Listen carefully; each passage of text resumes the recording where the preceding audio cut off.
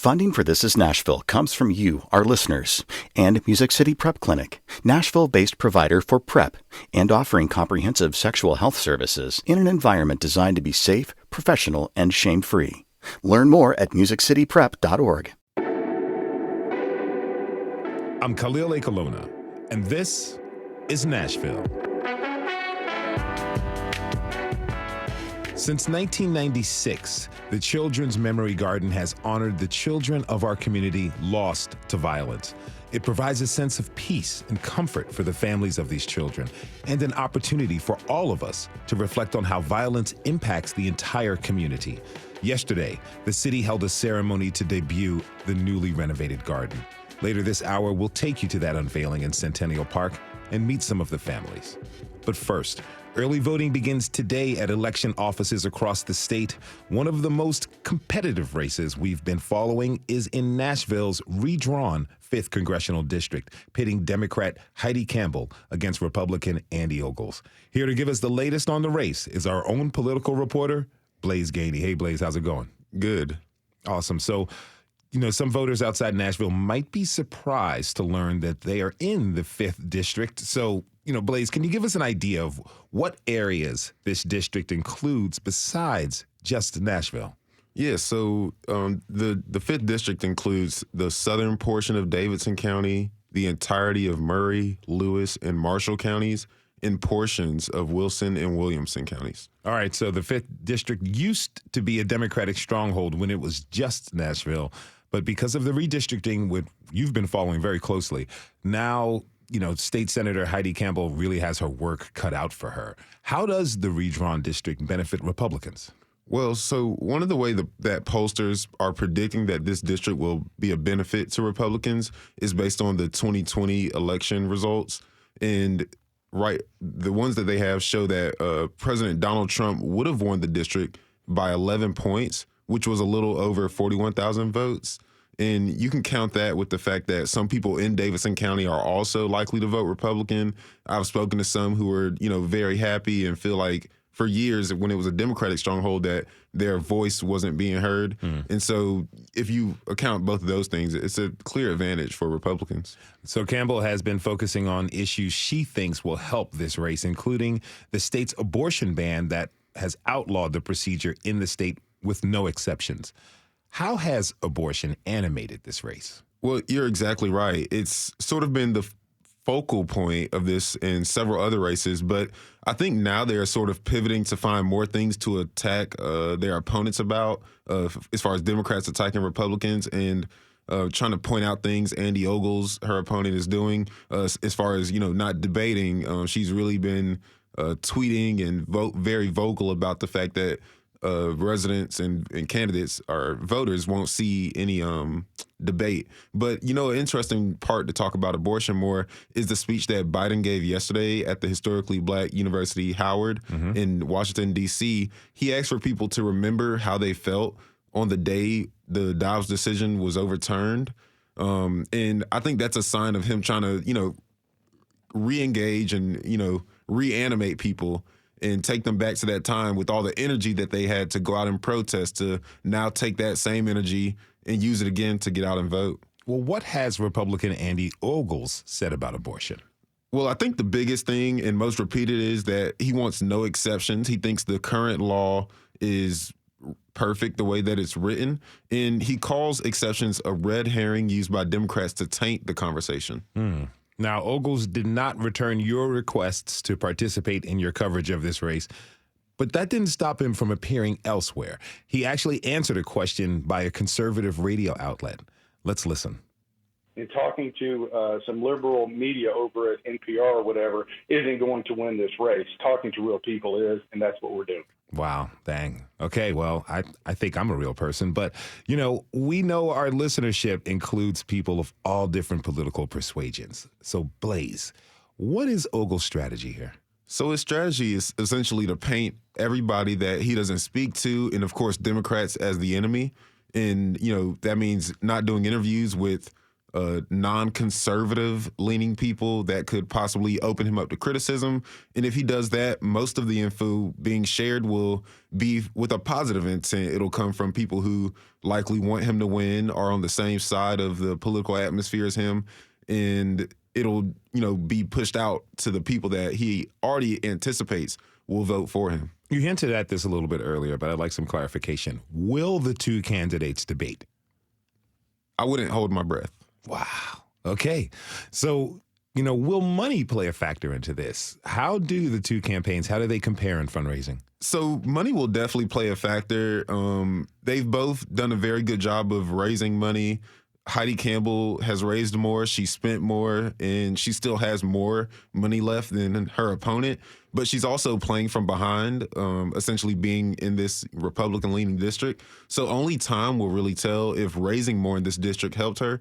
If she wins or even loses or closes that gap between Trump and Biden in 2020, it could be looked at as a win for what the future may hold, since these maps will be in place until 2030, unless, there's a challenge against the maps in courts. That's WPLN politics reporter Blaise Gainey. You can read more of his coverage of the 5th District at WPLN.org. And while you're there, you can find out where to cast your ballots because early voting starts today. Thanks for being here, Blaise, as always. Thank you. We have to take a short break. When we come back, we'll go out to the Children's Memory Garden in Centennial Park and meet some of the people responsible for this special place. Do you have a loved one who is memorialized at the garden? What does it mean to you? Tweet us at This Is Nashville. We'll be right back.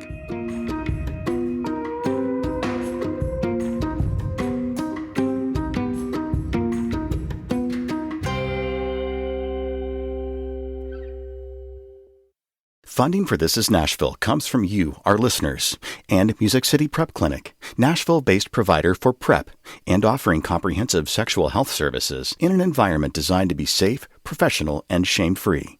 Learn more at musiccityprep.org.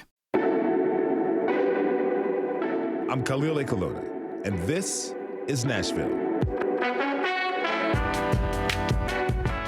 Since 1996, a little-known corner of Centennial Park has memorialized children lost to violence. Last night, a new and much-improved children's memory garden was unveiled at a ceremony. It got a new location, too, just west of the Parthenon. The memorial itself looks like a lighthouse, engraved with more than 100 names. When the sun goes down, small lights dot the concrete path to represent all the young lives cut short. Family members of the children remembered at the garden wore yellow roses to mark their losses. Jamaica Marlowe, her father Earl Jones, and her granddaughter Antonia wore shirts and held photos of 3-year-old Jamaica Marlowe. Antonia? Yes, yeah. Jamaica's sister, and she was shot as well, but she survived. And she was 2 when she was shot, and Jamaica was 3. Jamaica died of a gunshot wound on April 12, 2021. The same day her mother learned Jamaica had landed a preschool site at Frederick Douglass Head Start. As Jamaica chokes up remembering her granddaughter, her dad Earl Jones rubs her back. It's still a hurt. It's still a tragedy that we're trying to go through. And this right here helped let me know her name would live forever here at this park. And they already told me they got the young trees to represent the young kids as they grow. So it'll always be something that people always remember of these young people, not only her, but everyone that lost a life here. It's very important to these families and us.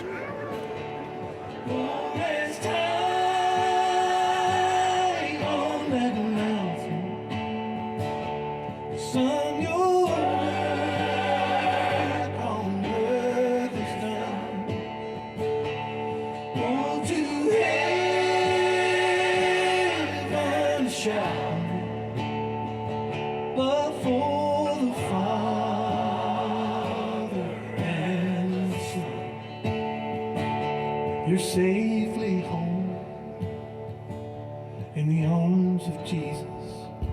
The eternal life our children found. The day will come, I know we'll see that sacred place on that holy ground.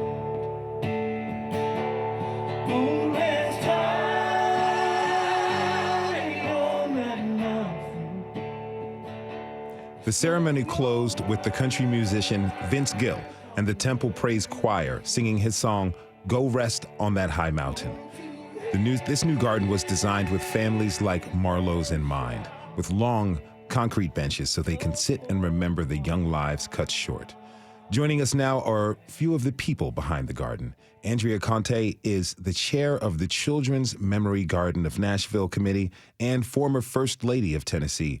And Kelby Smith was the young child who came up with the idea for the garden in 1995.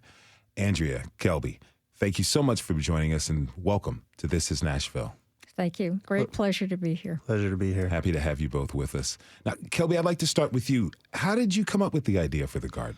So the nightly news back when I was in that 6-7-year-old age range was something that I feel like most families sat in and watched. My dad, that was his thing pretty much every day. We never missed it. And I just, wanted to be around Dad. Mm-hmm. Half the time didn't pay attention, but it seemed like it became fairly repetitive to start noticing children being killed. And at that age, thinking that was kind of odd, even as young as I was, thinking it just doesn't seem normal for kids to be getting killed as frequently as it was happening. So I remember saying something to him one night after Regina's daughter, Adriane and Jeremiah, those two stories just really sat heavy with me, even at that age. And I remember saying something to the effect of, if somebody killed me, would you cry? And he kind of, sat back in his chair and thought that seemed like a crazy question for a kid to ask. And he was like, well, of course. And I was like, well, those people are hurting right now. We should do something nice for them. And he thought that was, I guess, relatively profound from a 6-year-old.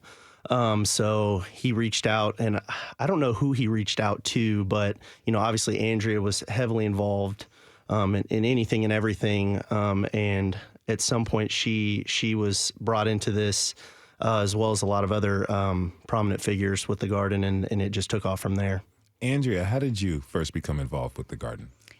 Well, I think Kelby's giving me too much credit because he and his dad ended up approaching Metro at the time, and Metro loved the idea and set aside a place in Centennial Park for the garden. And that's how it started in 1996. And I certainly was there when it was dedicated. And it was maintained by volunteers for a couple of years. I remember going over there and pulling weeds and just taking care of the garden until Parks took all of that on it themselves. Now, Kelby, let's go back a little bit. You're 6 years old. You're seeing reports of these kids your age who were being killed. What did you think when you watched those stories? So specifically with Jeremiah, there was, I believe he was 12 at the time, but the story was that he was buying ice cream. And I think, memory serve, that was the first one that really got my attention because, you hear the word ice cream as a kid and you just, perk up and you're like, whoa, ice cream. Mm-hmm. So at that age, that was the coolest thing that could happen to you on a summer, vacation is hearing that ice cream truck roll by. Obviously, this was a little different situation, but to think that a kid was, minding his own business, out buying ice cream at a corner store and becomes a victim of a shooting, whether it was obviously directed towards him or not, he was wrong place, wrong time. And that specifically just, I remember thinking to myself, how does that happen? Yeah. And that was probably the biggest impact on me specifically. as well as her story. I understand your dad's a horticulturalist, right? Yeah. He does. Well, he's owned several businesses, but always geared around landscaping and development and stuff like that. So is that where the idea for the garden really was birthed? Yeah. So I remember specifically saying something to the effect of chocolates or flowers for the victims' families, and he kind of just thought that didn't seem like enough, and he approached me with, well, I have this business, I have these greenhouses full of plants. Like, I feel like there's something we can do more than that. And that's where the memory of, or the idea for the garden came in, because flowers, they come and go.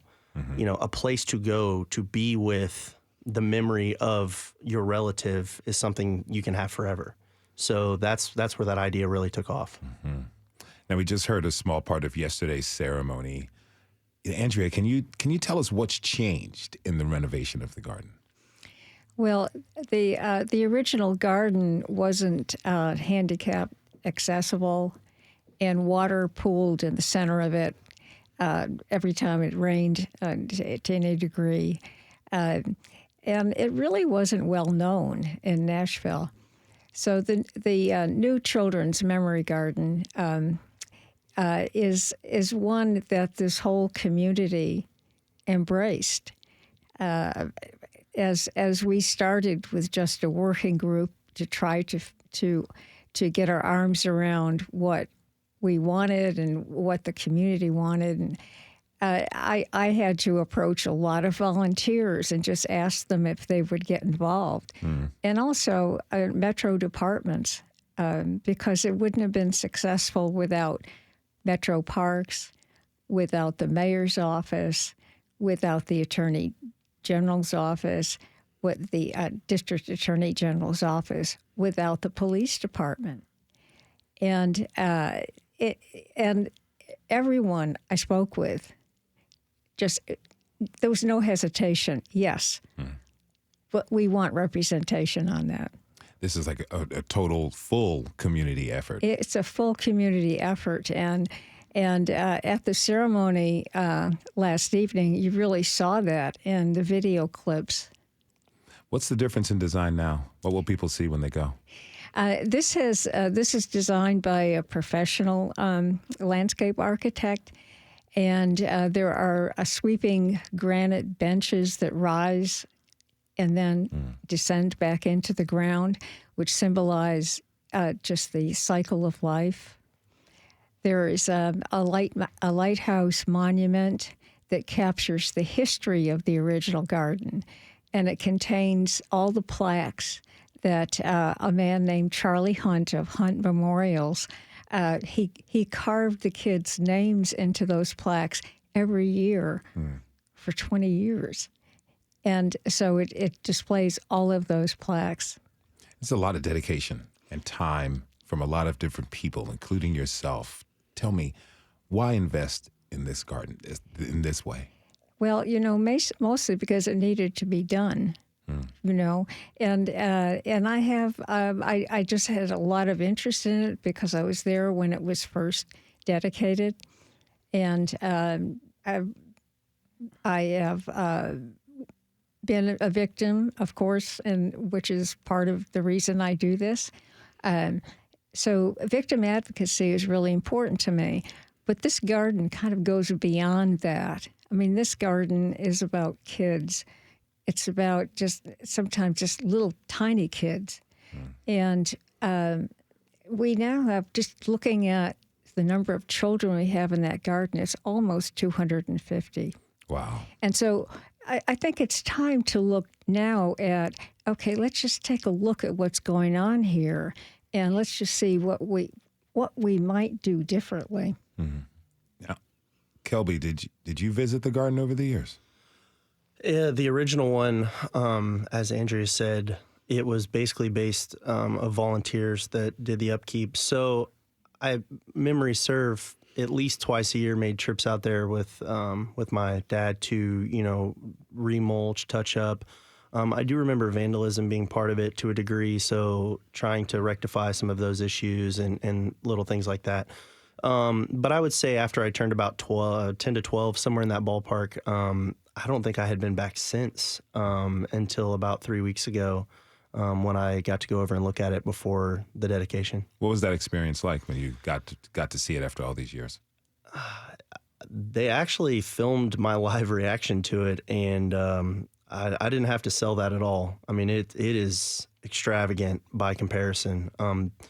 Just as Andrea was saying, the way they've gone about just the details and the intricacies that are involved in this one versus the old one, and just the raw size of it. I mean, I would say it's probably 7, 8, 9, 10 times the size of the original. And where they put it is so much better in the sense that people had kind of not ever realized what was over there. It was blocked by a lot of trees. And again, it was off in a corner. So you just didn't naturally wind up in that spot. Whereas this area is kind of more central to a degree, and the sidewalks kind of naturally funnel you into it. So even if you're walking and you really don't realize what you're walking into, you become part of it because it comes right through the center, at which point you can't miss that lighthouse. You're going to see those names and wonder what they are. And as you walk over there, you become part of the garden in a sense that, you know, your awareness obviously is being brought to the purpose of it. And that, to me, is the biggest thing, because a lot of times I think as people, we don't become advocates for certain things until we become a victim of it or a part of it or have a family member become, you know, somehow involved with it. Whereas with this, I think people just naturally being able to walk in there and go, what is this place? And then seeing it, they become an advocate without even meaning to. And I think that that's the biggest thing. They become part of the garden. That's very heavy and powerful. If you're just tuning in, this is Nashville, and I'm your host, Khalil A. Colonna. We're talking this hour about the Children's Memory Garden in Centennial Park, memorializing children in our community lost to violence. Now I'd like to bring in the mother of one of these children, Regina Hockett. Welcome to This is Nashville. Thank you for being here. Thank you for having me. How are you today? I'm great. I'm having a good day. Wonderful. Now, your daughter, Adriane, was one of the children that inspired the creation of the Memory Garden. Can you tell us a little bit about her? About Adriane? First, Adriane was a little girl that I asked God for. She was, I guess the bubbly personality comes from me. She was bubbly. She was a servant. Anytime people would come to my home, friends or family, she was always the one to come and ask, can I get you anything? Can I get you water? Have you eaten? She was just that kind of little girl. Even in church, she was one of the ushers, and she was an usher. She did her job. She did it, and she did it well. Would you mind sharing what happened to her? On October the 17th, 1995, Adriane and I we were going to take a trip to Virginia to my sister's home to visit her for Thanksgiving, where most of us were going. So we were buying airline tickets, and we had to go to the Mega Market store in Antioch to purchase the tickets. And as I was making the purchase, she asked me for a quarter.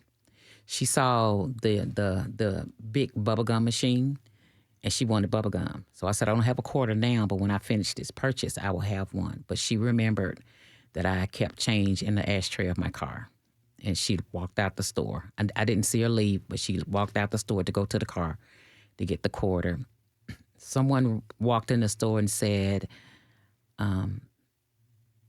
there's a man in the parking lot that has shot, he shot a lady. And she was her size. She was like a little lady. She was only 12 years old. And they stopped everybody from going out the store. And as they stopped, I went down the front of the cashier's aisles and looking, because the first aisle I looked at was the baking aisle, because she loved baking. So I didn't see her, and I looked down the next aisle and I didn't see her. So I just stood there, not knowing, what really would happen. And as they let people out of the store, I walked out, and the first thing I saw was her shoes. She had on a pair of patent leather shoes, and they were shining, bright. And that's when I said, that's my baby. I'm sorry. And not knowing what had happened until later, thinking we were going to the hospital. They kept saying, we'll call an ambulance, And when I saw him pull the sheet over her, I just yelled, we're not going to the hospital. And then they just whooshed me back into the store. I'm deeply sorry. Yeah, thank you. How did you first hear about the garden? don't even remember. It was such a blur because it was 96, and I was really really having a hard time dealing with the loss of my daughter. I don't remember. I don't remember but I remember going, and I remember them telling us about Kelby and I was to see him yesterday. It was like, you was only 7. Was it 7? I think it was 7. It was 7. Look at you now. He said 33. So yes, I heard about Kelby wanting to do it. We went to the garden when they had the dedication and everything. I visited the garden quite a bit. I would take my nieces they live out of town. They would come visit me. I would take them there. I've taken my grandchildren there.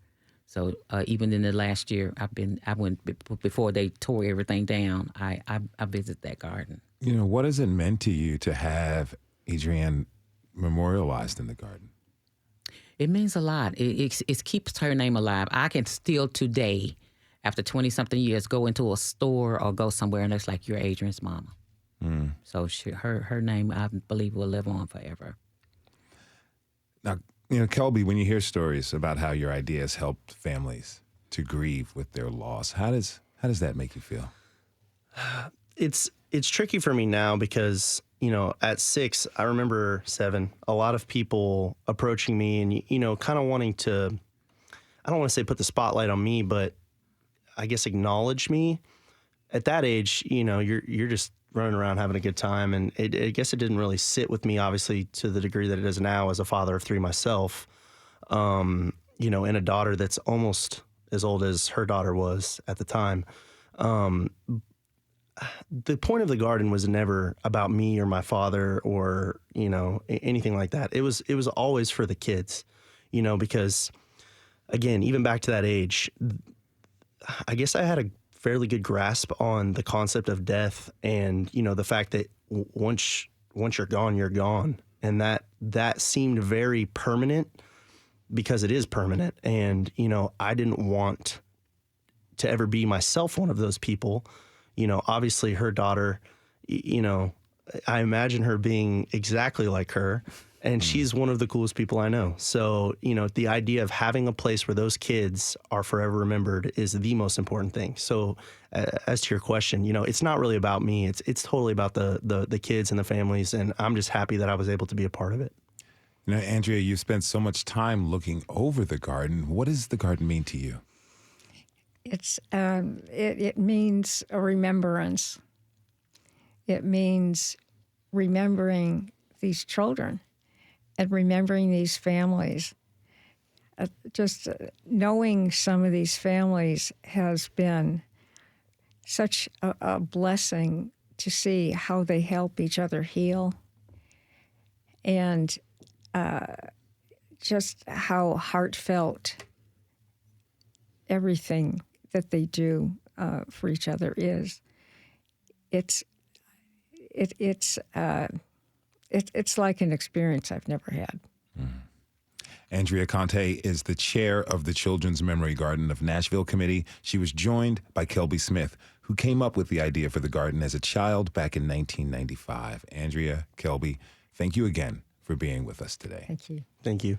Regina Hockett is going to stay with us. And before we go to break, we're going to listen to a song that country musician Vince Gill wrote for Regina's daughter, Adriane. It's called Pretty Little Adriana, and he performed it last night at the ceremony. I had a daughter that was about the same age as Adriane. And I wrote this song from the perspective of what it must be like to lose someone like that. And this song is called Pretty Little Adriana.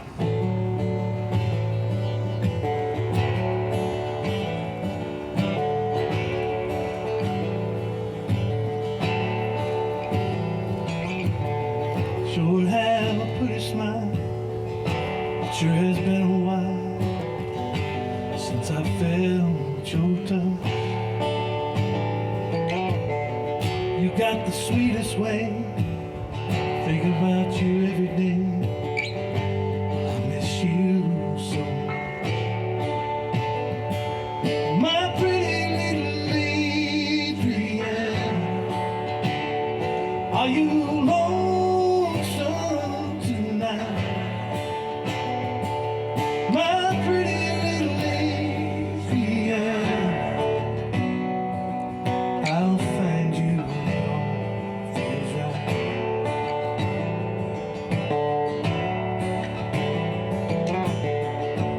soft and innocent, sweetest night I ever spent, being held in your embrace.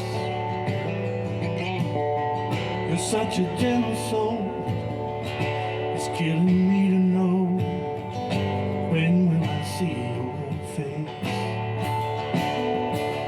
My pretty little Adriane, are you lonesome tonight? My pretty little Adriane, I'll find you when it feels right. Take one out, Jackie.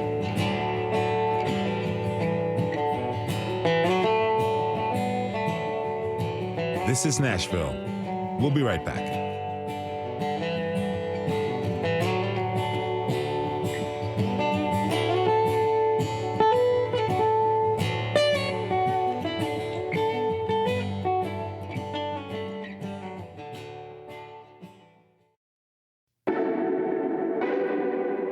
I'm Khalil Ekolona, and this is Nashville.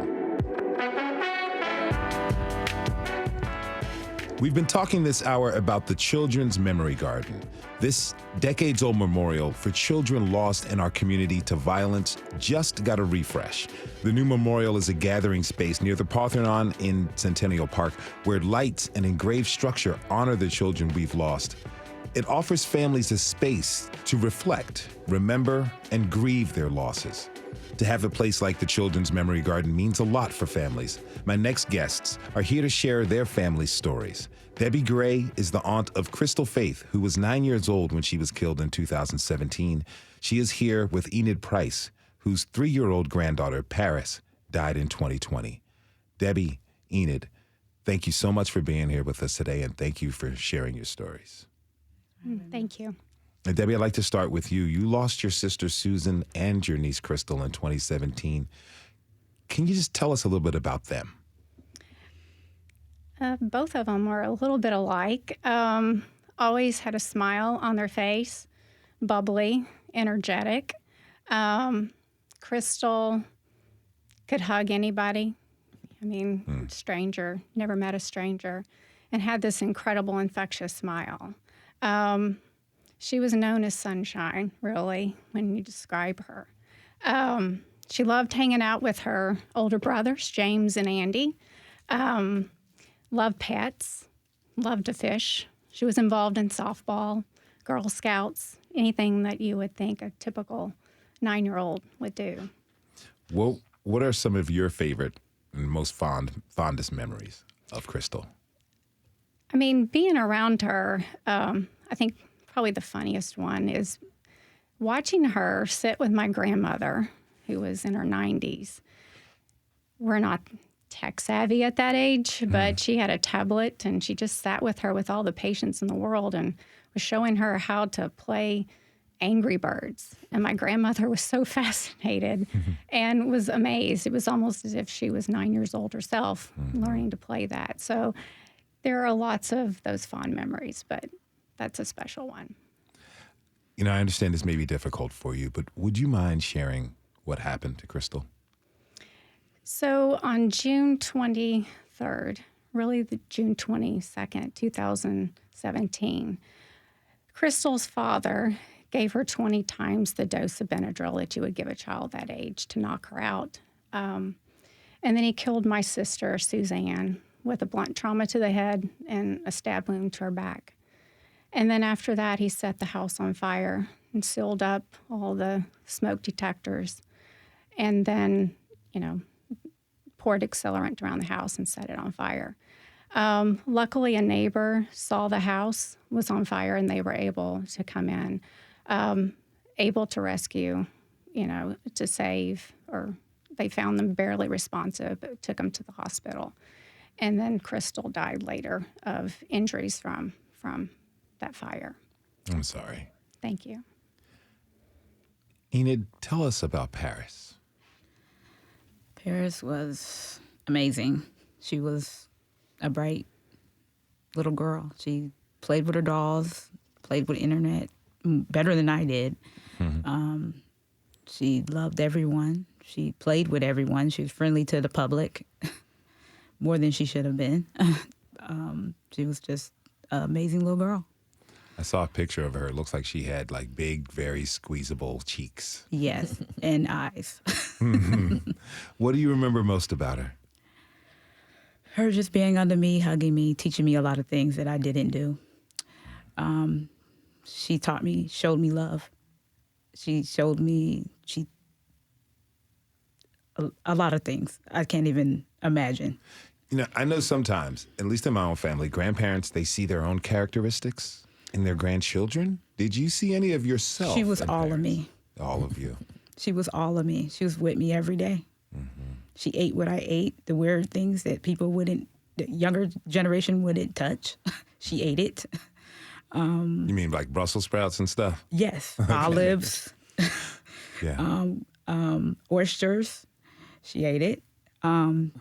She wanted to hang out, do mechanical work on vehicles, whatever we was doing. She was trying to do what her older siblings was doing. So she was everything to us. She practically lived with my daughters. They slept together. She was more of their sister than their niece. You know, if you're comfortable sharing, can you share with us how Paris died? On July 9th, 2020, I got a phone call from my daughter. I had just dropped her off the night before, that my granddaughter wasn't breathing. My daughter was practicing CPR. She was on her way to the hospital with Paris doing CPR. That's all we knew at that time. And she passed that day. The autopsy was requested by me in the hospital. 6 months later, we found out it was a fentanyl overdose. And my daughter and her boyfriend were charged. One is still on the run. My daughter turned herself in. And she's doing her time. I'm sorry. We're deeply sorry. I'd like to hear from both of you about how you heard about the Children's Memory Garden. Debbie, how did you first hear about it? In April of 2019, I believe it was 2019, I was invited to an event that was hosted by You Have the Power, and it's recognizing those children that had lost their lives to homicide in the previous 2 years. And so I went to that event. It was at Centennial Park in the Arts Center. And that's where I met Andrea Conte and Kathy Gurley and a lot of the other people involved in the organization. And that's where I learned about the garden. I had not heard about it. So I did Google search, where is this garden? And like they said previously, it wasn't known to the public and it wasn't an easy place to find. But I remember finding it. It was a little bit like a scavenger hunt trying to find that.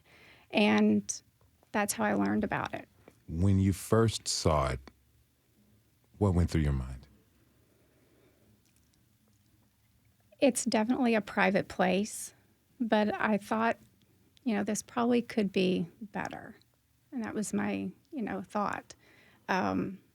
Mainly because I remember seeing all those names on the floor, of the garden that were etched in. And my first thought is, how do you scale this? This is, they continue. They don't stop, which is so incredibly sad. So I think it just outgrew itself more than anything else. And you could tell that time certainly, had its place with the garden. But you can see that it was ready for a new, reimagined garden. I felt that. Enid, how did you discover the garden? I got a call from the district attorney's office. I didn't get her name. It was several calls because I missed them all because I work. And she was telling me about the garden and who were Shante Conte and did I say her name right? Andrea Conte was the one over the garden, and I looked it up online, and then I just been I want her. I was like, yes, I want her in it. She was amazing to me, and everybody needs to see her and see what happened and shed light to what possibly could happen to if someone else goes through this situation. Why is it important to you to have Paris's memory preserved in the garden?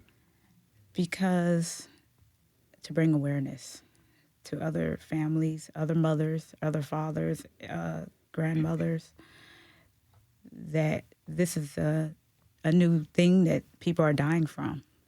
This fentanyl crisis is really getting bad, and it's affecting the children, just like gun violence. So I wanted Paris to be remembered in the garden as that. If you're just tuning in, this is Nashville, and I'm your host, Khalil Ekalona. This hour is all about the Children's Memory Garden at Centennial Park. We've been talking with Debbie Gray and Enid Price, who lost young loved ones to violence. Regina Hockett is still with us. Now, Regina, as we mentioned, your daughter Adriane is memorialized in the garden, and after all these years, you have remained involved with the garden, and you're on the committee. Why is it important to you that families have this space to reflect and to remember their children?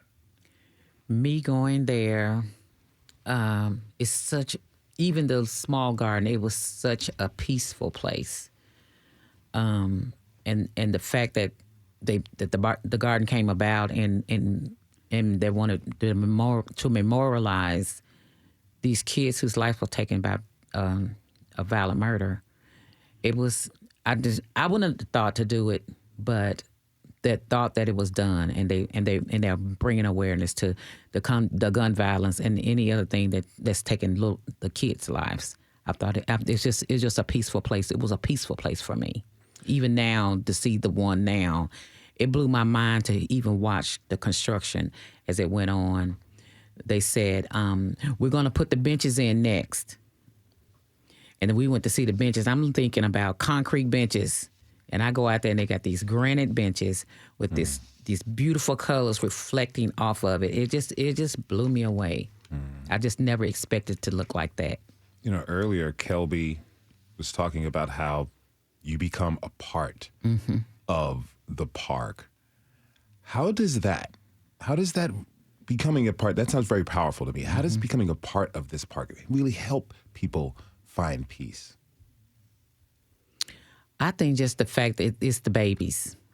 I wished I had that sheet that they had that they was taking around with people. It was showing them the garden and what these different things meant. It was so powerful to hear how the trees meant something, and you had a tree over here that meant this is for the children, this is for the parents, and how the seats came together and how they came apart, and it was so awesome the way they explained it. I'm going to get with Kathy. I need to have that because it was really something to hear. And you've all suffered these really great, tremendous tragedies, but you're taking this experience and you've all decided to help others. Enid, you just mentioned that you wanted to raise awareness about fentanyl and that crisis in our communities across not only just Nashville and Middle Tennessee, but the nation as well. How do you hope to increase that awareness? It could be many things. I can't even think because I didn't write anything out, but hosting events or something for mothers and some type of community center or something someone they can come to. Many ways to try to help single mothers, fathers, everyone, grandmothers that's taken on a lot of responsibilities as this.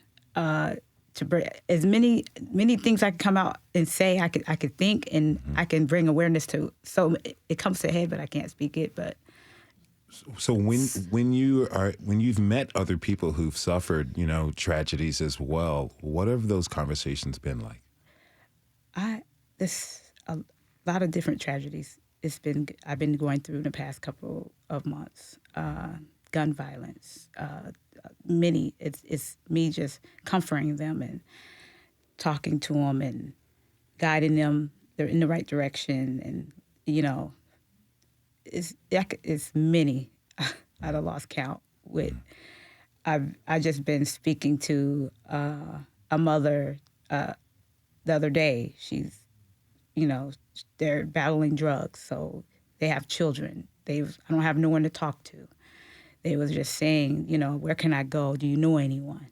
I have other children that's battling drugs, and me guiding them into treatment. There's not many treatments out here for them. So it's not just one child that I have that has a drug problem. I have 2 others. So, and I sent them home to Alaska because there wasn't no place for them here. So it's them being comfortable to speak to people about this. That's what it's about. Thank you for sharing that. Regina, what do you want people who have not had this experience to know about the Children's Memory Garden?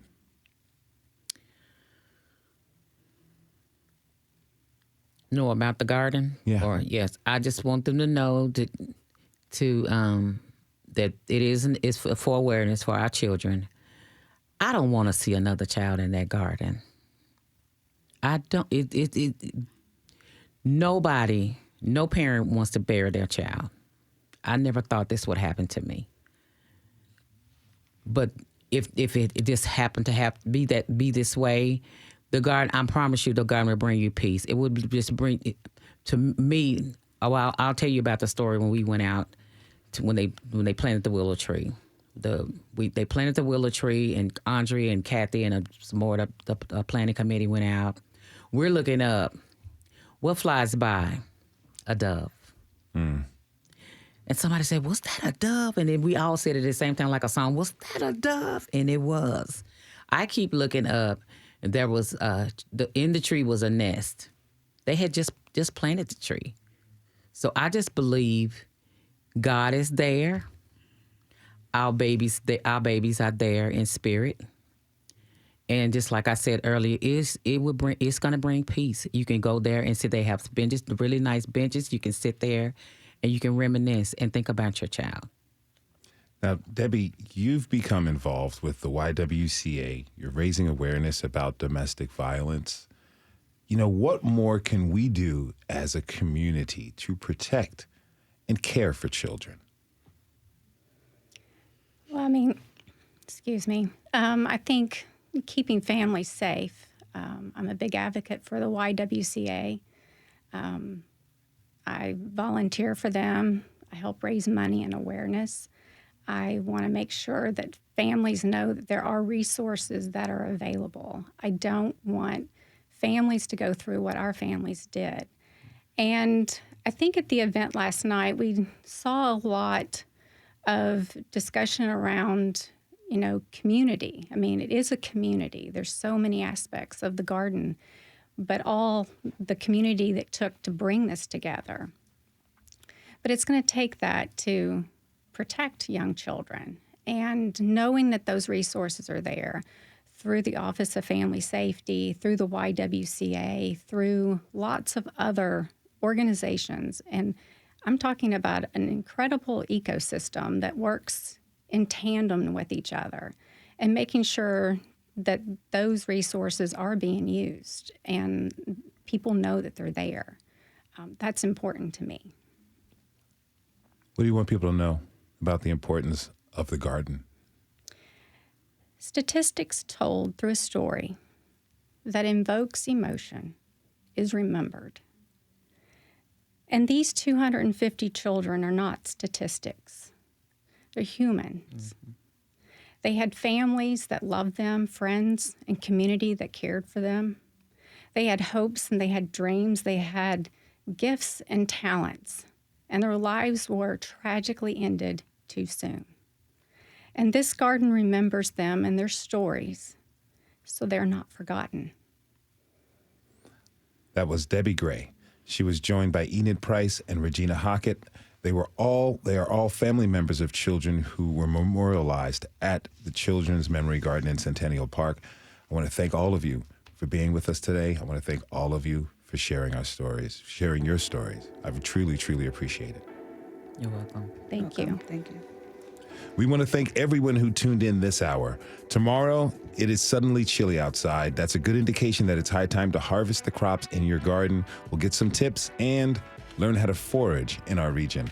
This is Nashville is a production of WPLN News and Nashville Public Radio. Listen back at thisisnashville.org or wherever you get your podcasts. Our producers are Steve Harouche, Rose Gilbert, and Paige Flager. Our digital lead is Anna Gallegos-Cannon. Michaela Elias is our technical director. Our executive producer is Andrea Tudhope. Shout out to our intern, Tori Hoover, and the masterminds behind our theme music, LaRonja and Namir Blade. Special thanks to Tori Johnson, Kathy Gurley, and the family of Jamela Marlowe. The conversation doesn't end here. Tweet us at This Is Nashville. Find us on Instagram and tell us what you want from our show by filling out our quick survey online. This is Nashville. I'm Khalil Ekalona. We'll see you tomorrow, everybody, and be good to each other.